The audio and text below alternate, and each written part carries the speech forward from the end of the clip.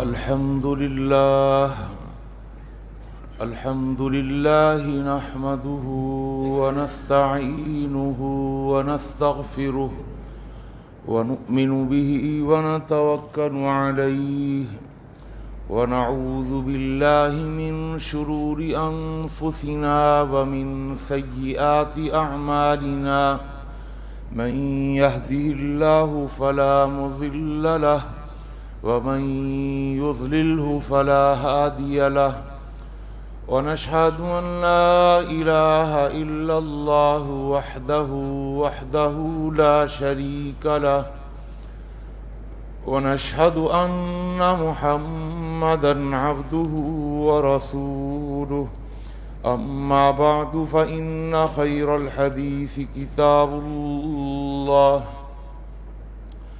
وخير الهدي هدي محمد صلى الله عليه وسلم وشر الأمور محدثاتها وكل محدثة بدعة وكل بدعة ضلالة وكل ضلالة في النار اللهم صل على محمد وعلى آل محمد كما صليت على إبراهيم وعلى آل إبراهيم إنك حميد مجيد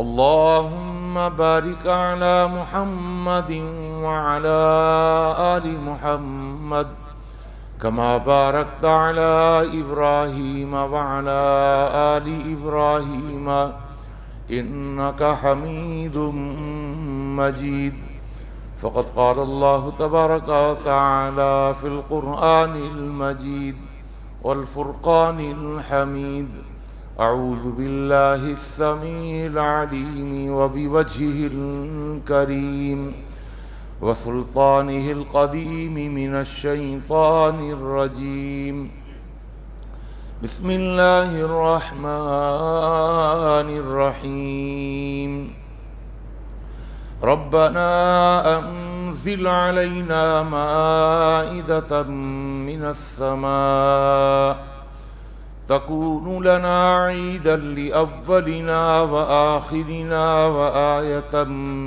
منك وارزقنا وأنت خير الرازقين رب اشرح لي صدري ويسر لي أمري واحلل عقدة من لساني يفقه قولي سبحانك لا علم لنا إلا ما علمتنا إنك أنت العليم الحكيم اللهم انفعنا بما علمتنا وعلمنا ما ينفعنا وزدنا علما اللهم إنا نعوذ بك من علم لا ينفع ومن قلب لا يخشع ومن نفس لا تشبع ومن دعوة لا تسمع ہر قسم کی تعریفات و تحمیدات، تسبیحات و تقدیسات، تحلیلات و تمجیدات اور تہنیات و تکبیرات اس اللہ جل جلالہ عم نوالہ کے لیے جس کی جتنی بھی تعریفیں بیان کی جائیں، جس کی جتنی بھی حمد و ثنا بیان کی جائے اور جس کی جتنی بھی تحسین و ستائش بیان کی جائے اور جس کے لیے جتنے بھی شکریہ کے کلمات ادا کیے جائیں کم ہیں۔ حق یہ ہے کہ حق ادا نہیں ہو سکتا۔ حمد و ثنا کے بعد درود و سلام نازل ہوں دونوں جہانوں کے سردار پیغمبر آخر الزماں حضرت محمد مصطفیٰ صلی اللہ تعالی علیہ وآلہ وسلم کی ذات اقدس پر، جسد اقدس پر، روح اقدس پر بے شمار بے حد و حساب ان گنت لا تعداد کہ جنہیں اللہ تعالیٰ نے ساری کائنات کے لیے رہبر، رہنما اور تمام جہان والوں کے لیے رحمت بنا کے بھیجا ہے۔ مختصر سی حمد و صلات کے بعد قرآن مجید کا 7واں پارہ 5ویں سورت سورہ مائدہ کی آیت نمبر 114 آپ کے سامنے تلاوت کی ہے۔ اللہ تعالیٰ سے دعا ہے اللہ مجھے اور آپ کو، ہم سب کو قرآن مجید کا صحیح فہم اور قرآن مجید کی صحیح سمجھ عطا فرما دے۔ اور جمعے کی وساطت سے میں اور آپ جو بھی قرآن و حدیث کی دین کی باتیں سنتے اور سناتے ہیں، اللہ ہمیں ان پر اخلاص کے ساتھ عمل پیرا ہونے کی بھی توفیق عطا فرما دیں۔ آج الحمدللہ ہمارا عید کا تیسرا دن ہے۔ ویسے یہ بات بھی معلوم ہونی چاہیے کہ ہم نے اس کو 3 دن پکی عید منانے کی ٹھانی ہوئی ہوتی ہے کہ پہلا دن، دوسرا دن، تیسرا دن، ورنہ شرعی اعتبار سے صرف پہلا دن ہی ہے۔ یعنی آپ عید کے دن روزہ رکھنے سے منع کیا گیا ہے، تو ایسا نہیں ہے کہ آپ باسی کو اور تباسی کو دوسرے دن بھی روزہ رکھنے سے منع کیا گیا ہے، ایسا نہیں ہے۔ دوسرے دن روزہ رکھ سکتے ہیں، ششعید کے روزے رکھنے والے رکھتے ہیں ماشاءاللہ، تیسرے دن بھی روزہ رکھتے ہیں، لیکن عید کے دن اللہ کے رسول صلی اللہ علیہ وسلم نے روزہ رکھنے سے منع فرمایا ہے۔ فرمایا یہ کھانے پینے کے دن ہیں اور یہ خوشی منانے کے دن ہیں۔ یہ دین فطرت ہے، اور فطرت کے کچھ تقاضے ہوتے ہیں۔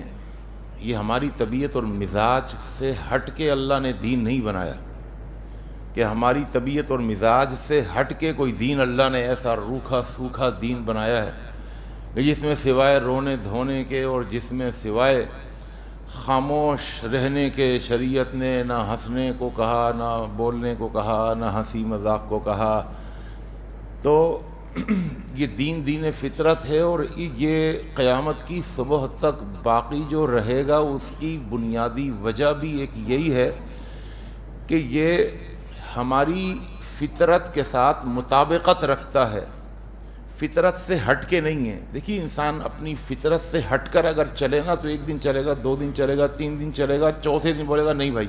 آپ نے دیکھا ہوگا اکثر پیشنٹ کو کہ جس کو ڈاکٹر نے کہا کہ یار اس کو جو ہے کھچڑی کے علاوہ کچھ نہیں دینا، 1 دن کھچڑی، 2 دن کھچڑی وہ کھا لے گا، تیسرے دن بھی کھچڑی، 1 ہفتے کے بعد بھی اگر کھچڑی چل رہی ہوگی نا اس کو کھچڑی سے ہی نفرت ہو جائے، کیونکہ یار کھانا بھی نہیں مجھ کو، پاگل ہے ڈاکٹر کو، وہ مریض پھر اور فول بکنا شروع کر دیتا ہے۔ وجہ کیا ہے؟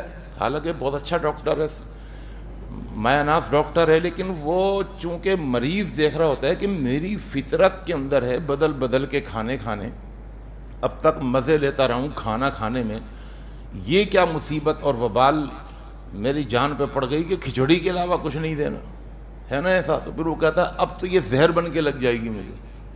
بہرحال تو میں ایک سمجھانا یہ مقصود تھا کہ دین بھی دین فطرت ہے۔ اچھا، فطری تقاضے ہوتے ہیں انسان کے، اس کی طبیعت تقاضا کرتی ہے۔ جو جنسی تقاضے ہیں وہ بھی فطرت کا تقاضا ہے، تو اللہ نے ایسا نہیں کیا کہ جنسی تقاضوں کا گلا گھونٹ کے رکھ دیا کہ نہیں خبردار، کہا نہیں، جنسی تقاضوں کی تکمیل کے لیے اللہ نے جائز راستے بنا دیے، حلال راستہ، نکاح کا راستہ، شادی کا راستہ، زواج کا راستہ، اور پھر زواج کے اندر بھی اللہ نے بالکل فطرت کے ہی حوالے سے اللہ نے زواج کے اندر بھی تعدد ازواج کا ایک راستہ اللہ نے بنایا مردوں کے لیے۔ تعدد ازواج کا مطلب سمجھتے بھی ہیں آپ؟ یعنی بہت سارے لوگوں نے تو ہاں کر دی، لیکن تعدد ازواج کا مطلب ہے کہ ایک مرد کئی شادیاں کر سکتا ہے۔ صحیح ہے۔ مجھے کچھ لوگوں نے کہا کہ تعدد ازواج پر بھی آپ کا جو ہے وہ خطاب ہونا چاہیے، تفصیلی خطاب۔ تو میں نے کہا اس کا نقصان تو یہ ہوگا کہ عورتیں بھاگ جائیں گی اوپر سے، ٹھیک ہے جی، اور پھر دوسرا نقصان یہ ہوگا کہ عورتیں اپنے مردوں کو بھی منع کر دیں گی یہاں نہیں جانا جمعہ سننے، صحیح ہے۔ تو اس لیے، اور ایسا ہوا بھی ہے کچھ، تو پھر میں نے کہا یہ موضوع بھائی رہنے دو، ایسا نہ ہو کہ مسجد خالی ہو جائے اور پھر ہمارے صدر صاحب کہیں گے کہ بھائی آپ نے کیا کر دیا، ہم کسی دوسرے خطیب کو دیکھ رہے ہیں، تو ایسا نہ ہو نوکری خطرے میں پڑ جائے۔ لیکن میں بیان ایک دفعہ ضرور کروں گا، یہ بھی آپ کو بتا رہا ہوں، صحیح ہے انشاءاللہ تعالیٰ، کیونکہ بتانا تو ضروری ہے نا، ہر مسئلے کو بتانا ہے۔ تو جنسی تقاضوں کی تکمیل کے لیے بھی اللہ نے وہ جائز راستے رکھے ہیں۔ کھانا یہ بھی انسان کی فطرت ہے، کبھی کیا کھانا کھاتا ہے، کبھی کیا کھانا کھاتا ہے۔ ہنسنا بھی فطری تقاضا ہے، رونا بھی فطری تقاضا ہے، خوف بھی، شوق بھی، یہ ساری چیزیں اللہ نے صرف ایسا نہیں ہے کہ نذیر ہی بنا کے بھیجا ہے، نبی کو کہا بشیرم و نذیرہ، بشیر بھی ہیں نذیر بھی ہیں۔ اللہ نے صرف جہنم ہی نہیں بنائی کہ ڈرا اور دھمکا کے رکھا کہ بھائی تمہیں جہنم میں ڈال دوں گا، نہیں، اللہ نے جنت بھی بنائی، جنت کا شوق بھی دلایا، جنت کی نعمتیں ہیں۔ اور کچھ لوگ وہ ہیں جو ڈنڈے کے بغیر چلتے ہی نہیں، ان کے لیے جہنم بھی اللہ نے بنائی ہے۔ پہلے شوق، پھر اس کے بعد خوف، خوفاً و طمعاً، دونوں چیزیں، طمع بھی لالچ بھی، اس کی فطرت میں، انسان کی فطرت میں لالچ طمع۔ لیکن میں نے ابھی صرف ذکر ہی کیا 4 شادیوں کا، تعدد ازواج کا، تو سونے والے بھی اٹھ کے بیٹھ گئے کہ بھئی کوئی مسئلہ ہمارے ہی سمجھ آ رہی ہے، مطابقت کا اور سوچ کا ہے، ایسا ہے نا ایسا۔ تو اللہ نے طمع بھی رکھی ہے، حرص رکھی ہے، لالچ رکھی، خوف بھی اللہ نے رکھا ہے۔ اللہ اکبر۔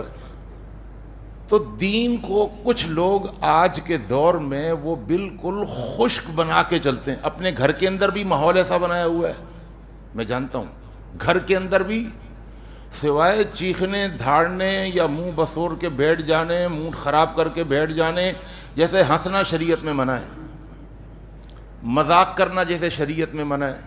او بھائی، آدمی ہنستا ہے، بولتا ہے، ہنسی مذاق کرتا ہے، چہرے پر تبسم ہونا چاہیے، چہرے کو قبوساً عمتریرہ کی طرح بالکل سکیڑ کر اور پیشانی سلوٹوں سے بھر کے ہمیشہ رہنا، یہ خلاف شریعت ہے۔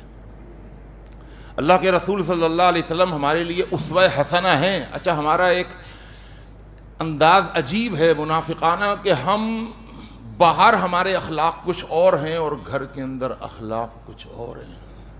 باہر تو ہم سے زیادہ کوئی خوش اخلاق مشہور نہیں ہے نا، اور گھر کے اندر ہم سے زیادہ کوئی بد اخلاق نظر نہیں آتا۔ باہر ہماری عاجزی، انکساری، ہمارے چہرے پہ تبسم، ہنسی مذاق، زندہ دلی، اور گھر کے اندر بالکل مردہ دل ہو کر سوائے حکم چلانے کے، سوائے چیخا دھاڑی یا سر پہ اٹھانے کے، کوئی مسئلہ خراب ہو گیا تو بس سر پہ اٹھا دیا گھر کو۔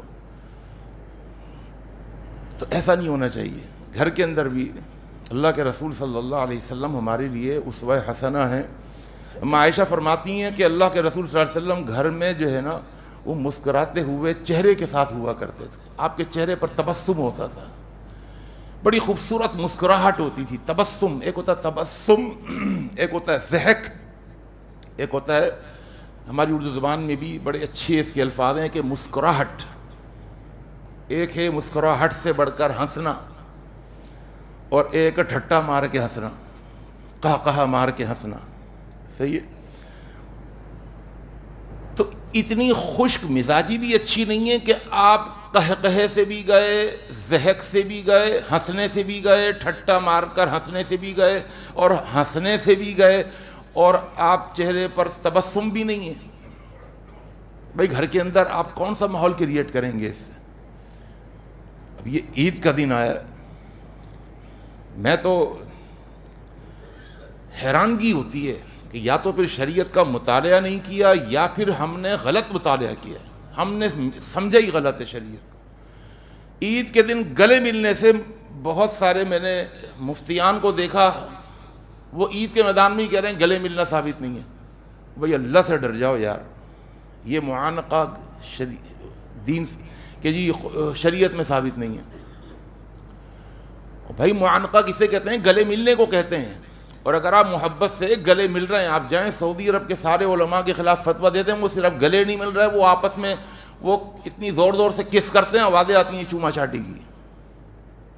جا کے امام الحرمین سے آپ ملیں تو صحیح، وہ تو گلے کم ملتے ہیں اور وہ چس چس کی آوازیں نکال کے وہ خوب سمجھ آ رہی ہے چوما چاٹیاں کر رہے ہوتے ہیں۔ یہ کیا ہی ہے بھائی؟ اس کو اگر آپ اس کو ثواب سمجھیں، دین کا حصہ سمجھیں کہ ایک دفعہ گلے ملنے کی 5 نیکیاں اور دوسری دفعہ بھی گلے مل لی تو 10 اور تیسری دفعہ بھی 6 نیکیاں اور بڑھ جائیں گی، تو یہ پھر بدعت ہے۔ لیکن کچھ چیزیں ایسی ہوتی ہیں وہ جن کا تعلق ہمارے رسم و رواج سے ہوتا ہے، اور رسم و رواج بھی ایک حد تک جائز ہوتے ہیں۔ سندھی لوگوں کے ادب الگ، ان کے رسم و رواج ہیں، ان کا ملنے کا ایک انداز الگ ہے، محبت کا انداز الگ ہے. سلام ہونا چاہیے، لیکن سلام کے ساتھ وہ کوئی سینے پہ ہاتھ رکھ رہا ہے، یا دہلی والے وہ پکڑ کے بغل گیر ہو رہے ہیں، ان کا ایک اپنا مزاج ہے ملنے کا، گرم جوشی میں زیادہ اٹھا لیتے ہیں کسی کو سامنے اور اٹھا کر کے اس کو گھما بھی لیتے ہیں، ہے نا ایسا، سنبھل کر کے. یہ نہیں کوئی کسی موٹے آدمی کو اٹھائیں اور پھر ناف پکڑ کے بیٹھے، سنبھل کر کے، ہے نا ایسا، سنبھل کر کے سنبھل. اتنی گرم مزاجی بھی اور شوق مزاجی بھی نہ دکھائیں. شرعی حدود میں رہتے ہوئے ہر طرح کا مذاق جائز ہے، شرعی حدود میں رہتے ہوئے ہر طرح کا مذاق جائز. اللہ اکبر. اللہ کے رسول صلی اللہ علیہ وسلم عید کا دن ہے، اپنے گھر میں بیٹھے ہوئے ہیں. اما عائشہ، اور صحیح بخاری کی حدیث ہے، اللہ کے رسول صلی اللہ علیہ وسلم گھر میں بیٹھے ہوئے ہیں اما عائشہ کے ساتھ، اور اما عائشہ کہتی ہیں کہ میری سہیلیاں تھیں کچھ بچیاں، وہ بچیاں میرے ساتھ آئی ہوئی تھیں گھر کے اندر میرے. عید کے موقع پر بچیاں سہیلیاں جاتی ہیں. اما عائشہ کی عمر بھی زیادہ نہیں تھی، تو ان کی سہیلیاں آئی ہوئی تھیں. تو کہتی ہیں کہ اللہ کے رسول صلی اللہ علیہ وسلم بھی گھر میں تھے. وعندی جاریتانی من جوار الانصار، اور یہ جو دو لڑکیاں تھیں ان کا تعلق انصار سے تھا، مدینے کی جو باسی تھے ان کو انصار کہا جاتا تھا. وہ بیٹھی ہوئی تھیں تغنیانی، اور وہ گانا گا رہی تھیں. صحیح بخاری کی حدیث ہے. اب بھائی کوئی مسئلہ غلط نہ اٹھا کے سمجھ کے لے جائے، مجھ سے سمجھ لیں گانا گا رہی تھیں. اس زمانے کے گانے آج کے گانوں کی طرح نہیں ہوا کرتے تھے.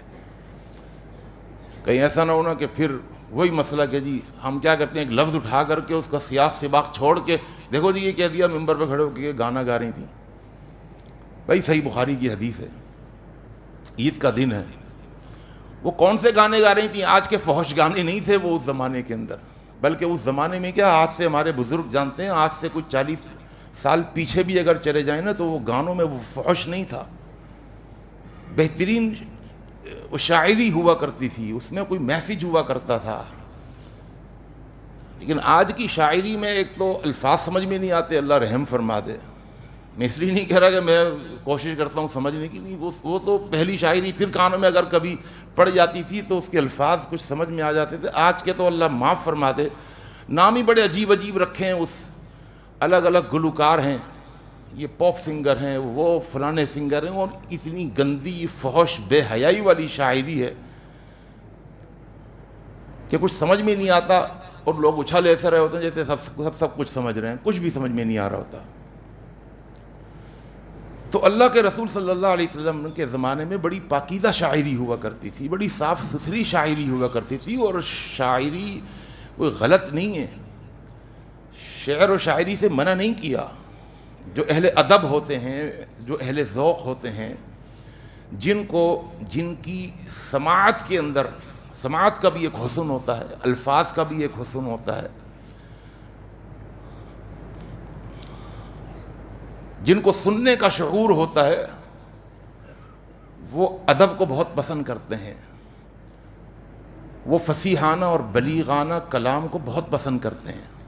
اور واقعتاً بعض لفظوں میں اتنی گہرائی ہوتی ہے کہ 1 گھنٹے تک اس کی تشریح کرتے رہیں، ایک لفظ میں وہ شاعر سب کچھ کہہ دیتا ہے.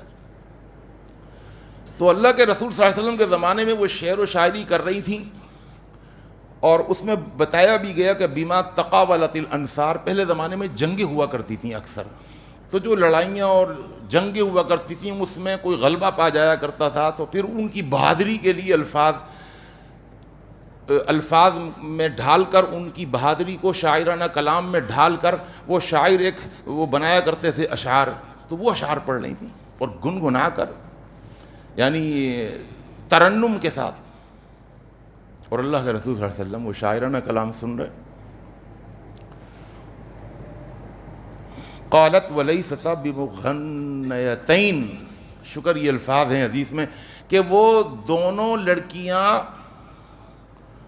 پروفیشنل گانے والیاں نہیں تھیں. سمجھئے نا؟ آج بھی اگر گھر میں اگر بچیاں بیٹھ جاتی ہیں، کوئی اگر ایسے شاعرانہ کلام کو اگر پڑھتی ہیں، یا جیسے جو اسلامی نظمیں ہوتی ہیں، بڑی خوبصورت اب تو اسلامی نظمیں آ گئی ہیں، یہ بڑا اچھا ہو گیا کام کہ ایک اچھے طریقے سے مقابلہ ہو گیا کہ جو انسان کی فطرت ہے نا، سننا کلام شاعرانہ کلام سننا ہی انسان کی فطرت ہے. اب شرعی حدود میں رہتے ہوئے جائز ہے سنیں. اس کے لیے الحمدللہ بہت ساری نظمیں آ گئیں. اللہ کی حمد و ثنا، رسول اللہ صلی اللہ علیہ وسلم کی شان میں نعتیہ کلام آ گیا. اب تو وہ بچیاں اب یاد کرتے ہیں بچے، اور ہمیں خود مزہ آتا ہے، بچے سنا رہے ہوتے ہیں. عید کے موقع پر بچے اور بچیاں بیٹھے ہوئے ہیں، اور اب وہ سنا رہے ہیں. سننا چاہیے، ان کو داد دینی چاہیے، ان کو اپریشیٹ کرنا چاہیے، ان کو گفٹ دینا چاہیے. کوئی اچھا اگر سنا دے، یہ ایک ماحول بنا کے رکھنا چاہیے گھر کے اندر. روکھا سوکھا ماحول یہ انسان کی فطرت کے خلاف ہے، اور دین فطرت ہے تو دین کے خلاف ہے. ہر وقت کی خشک مزاجی اچھی نہیں ہوتی. لوگ بھاگ جائیں گے آپ کے پاس سے، لوگ قریب نہیں آئیں گے آپ سے، لوگ دین سے بیزار ہو جائیں گے. یار یہ دین کیسا دین ہے؟ روکھا سوکھا دین. یقین جانیے روکھا سوکھا دین. ویسے ہی ہم اہل حدیثوں کو کہتے ہیں نہ بالکل روکھے سوکھے ہو، نہ تیجا کوئی مر جائے، نہ تیجا، نہ ساتا، نہ 11ویں، نہ سمجھ آ رہی ہے 40واں. اب ہے ہی نہیں تمہارے یہاں کھانے پینے کو. لے دے کے اللہ نے عید کا دن دیا ہے تو بھائی عید میں کھائیں، کھلائیں، ایک دوسرے کو بلائیں اور خوشی منائیں. اللہ کے رسول صلی اللہ علیہ وسلم گھر میں بیٹھے ہوئے ہیں، اما عائشہ بیٹھی ہوئی ہیں، 2 لڑکیاں اللہ کے رسول صلی اللہ علیہ وسلم کے پاس، عائشہ کے پاس بیٹھ کر وہ نعتیہ کلام پڑھ رہی ہیں. تو اچانک ابو بکر صدیق آ گئے.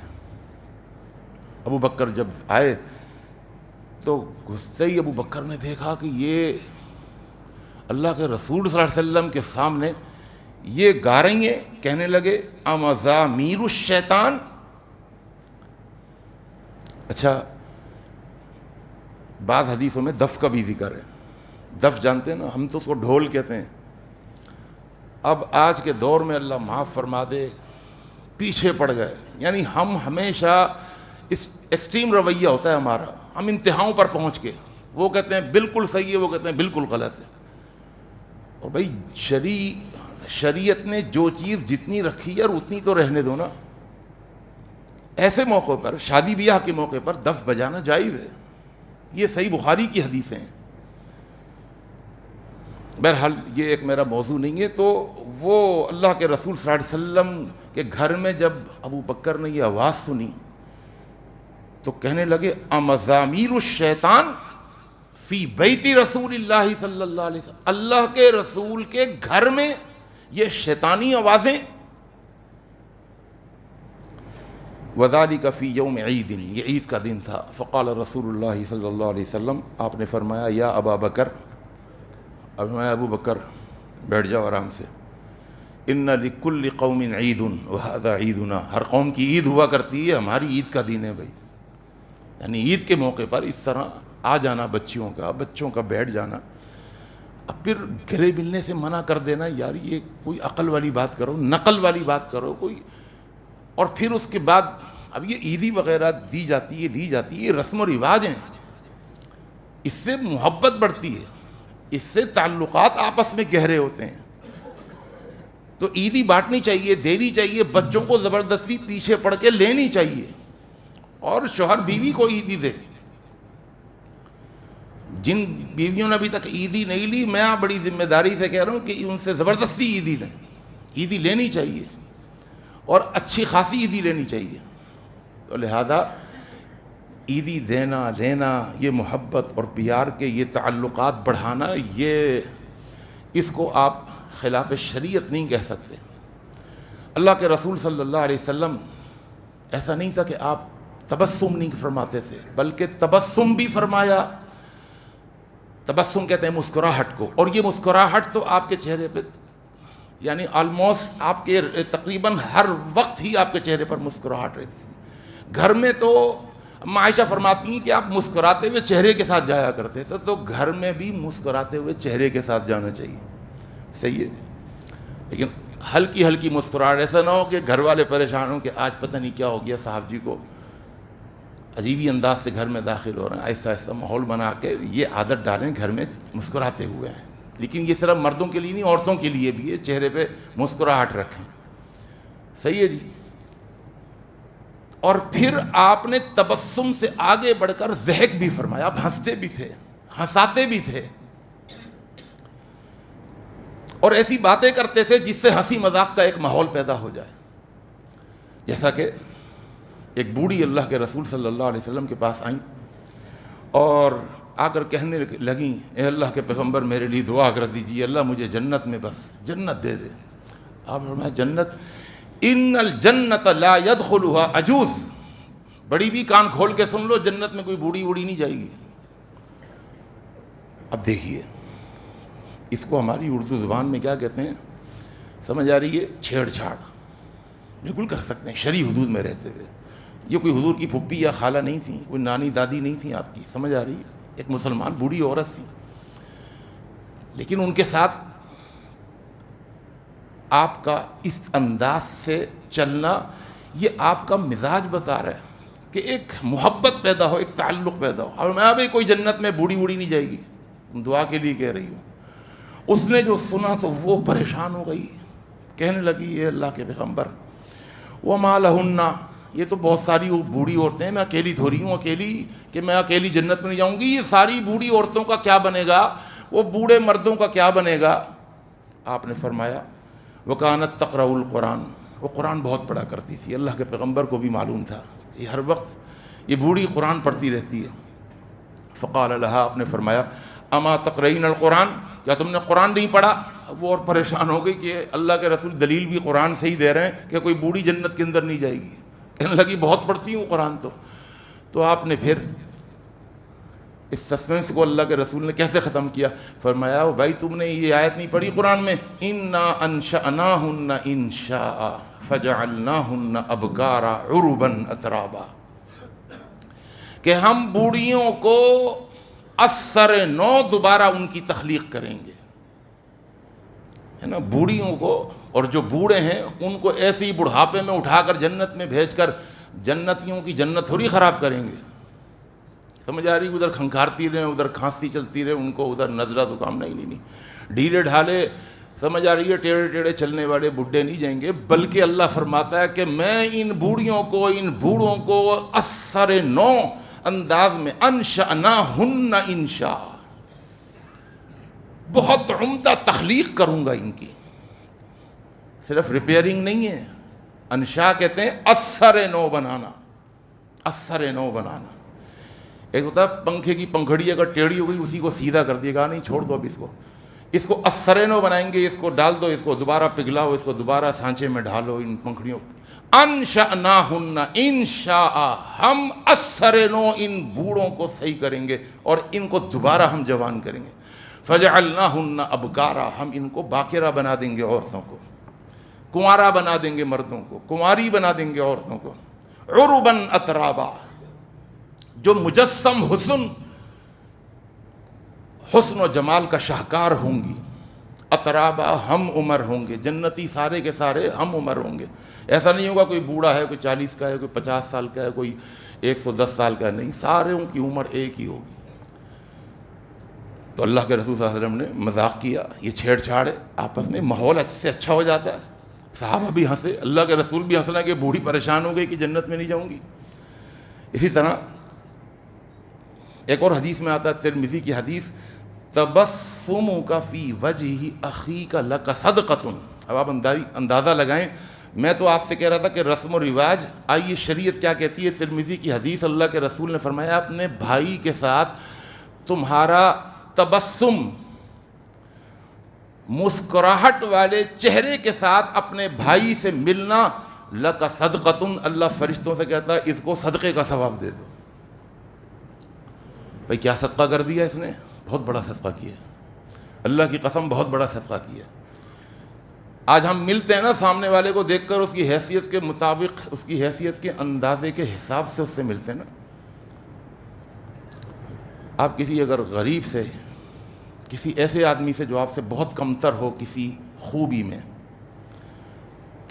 آپ سے بہت کمتر ہو اور آپ اس خوبی میں اس سے بہت برتر ہوں، وہ اگر آپ سے ملے نا، اور اگر آپ اس کی توقعات سے بڑھ کر اس کے ساتھ اچھے انداز سے اگر مل لیں، اللہ کی قسم اس کے مردہ جسم میں جان پڑ جاتی ہے، اس کی محبت کئی گنا بڑھ جاتی ہے آپ سے. یار مجھ سے اس طریقے سے وہ ملے، وہ تو بہت بڑے آدمی ہیں یار، اتنی محبت اور پیار سے ہم چہرے کے اوپر تبسم بھی نہ لائیں. چہرے پہ جیسے ہم مل رہے ہیں بس ہاں مل لیے تم آ گئے، تو چہرے پر تبسم یہ اظہار کریں کہ تم سے مل کر ہمیں خوشی ہوئی ہے.